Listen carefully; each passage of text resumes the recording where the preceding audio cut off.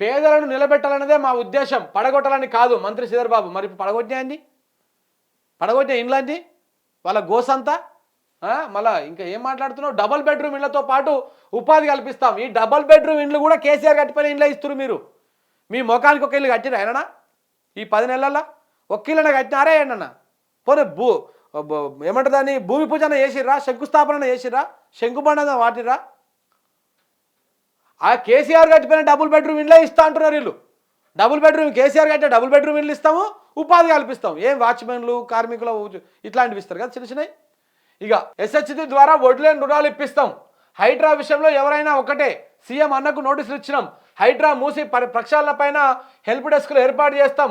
అరాచక శక్తులను బీఆర్ఎస్ ప్రోత్సహిస్తున్నది, డబ్బులు ఇచ్చి సీఎం సర్కారుకు వ్యతిరేకంగా మాట్లాడుతుందని ఫైరు. ఇట్లాంటి చిల్లర బుద్ధి మీకుంటుంది. ఏది కాంగ్రెస్ వాళ్ళకు మీకుంటుంది చిల్లర బుద్ధి. ఇట్లా పైసలు ఇచ్చి మాట్లాడిచ్చేది, పెయిడ్ ఆర్టిస్టులను పెట్టి. ఇప్పుడు యూట్యూబ్లో, ఇప్పుడు సోషల్ మీడియాలో స్టార్ట్ అయినాయి ఆల్రెడీ. మనం మూసి మురుకులనే బతుకుదామా, ఇంకెన్నాళ్ళు బతుకుదాము, మనం ఇంకా బాగుపడొద్దా, కరెంటు వీకింది మళ్ళా అని చెప్పేసి ఇట్లా పెయిడ్ ఆర్టిస్టులు మళ్ళీ స్టార్ట్ అయ్యారు. మనం మూసి మురుకులనే బతుకుదామా, ఇంకెన్నాళ్ళు బతుకుదాము, మనం ఇంకా బాగుపడొద్దా, కరెంటు వీకింది మళ్ళా అని చెప్పేసి ఇట్లా పెయిడ్ ఆర్టిస్టులు మళ్ళీ స్టార్ట్ అయ్యారు.